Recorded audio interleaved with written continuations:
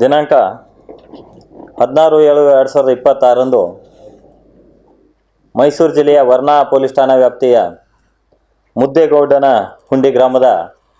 ರಾಮು ಅಂಥೇಳಿ ಠಾಣೆಗೆ ಬಂದು ಒಂದು ದೂರನ್ನು ಸಲ್ಲಿಸ್ತಾರೆ. ಆ ದೂರಿನಲ್ಲಿ ಅವರು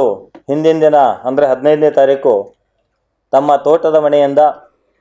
ತಮ್ಮ ಸ್ವಂತ ಮನೆಗೆ ಆ್ಯಕ್ಟಿವ್ ಹೋಂಡಾ ಬೈಕ್ನಲ್ಲಿ ಹೋಗ್ತಾ ಇರುವಾಗ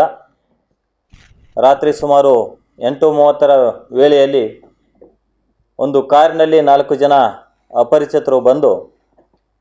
ಆತನನ್ನು ಹೆದರಿಸಿ ಜೋರಾವರಿಯಾಗಿ ಆತನನ್ನು ಕಾರಿನಲ್ಲಿ ಕುಳಿಸ್ಕೊಂಡು ಹೋಗಿ ನಿರ್ಜನ ಪ್ರದೇಶದಲ್ಲಿ ಅವನನ್ನು ಇಟ್ಟುಕೊಂಡು ರಾತ್ರಿಯೆಲ್ಲ ಆತನಿಗೆ ಹೆದರಿಸಿ ಆತನ ಕಡೆ ಇದ್ದ 30 ಗ್ರಾಂ ಚಿನ್ನ, 10 ಗ್ರಾಮದ 2 ಚಿನ್ನದ ಉಂಗುರ ಮತ್ತು ಸುಮಾರು 50,000 ಹಣವನ್ನು ಕಿತ್ತುಕೊಂಡು ಮತ್ತು ನಿನ್ನನ್ನು ಸುಪಾರಿ ಕೊಡಲಿಕ್ಕೆ ನಮಗೆ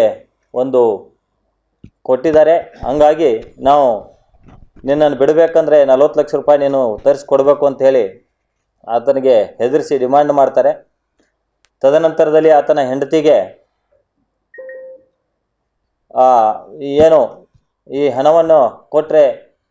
ನಾನಿನ್ನು ಬಿಡುಗಡೆ ಮಾಡ್ತೀವಿ ಅಂತೇಳಿ ಹೇಳಿ ಆತನ ಹೆಂಡತಿಗೆ ಫೋನ್ ಮಾಡಿಸಿ ಸುಮಾರು 16 ಲಕ್ಷ ಹಣವನ್ನು ಒಂದು ಪ್ರದೇಶದಲ್ಲಿ ಮರುದಿನ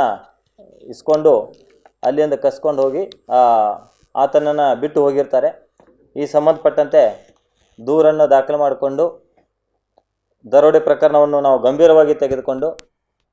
ನಮ್ಮ ಅಡಿಷನಲ್ SP 2 ನಾಗೇಶ್ ಅವರ ಒಂದು ನೇತೃತ್ವದಲ್ಲಿ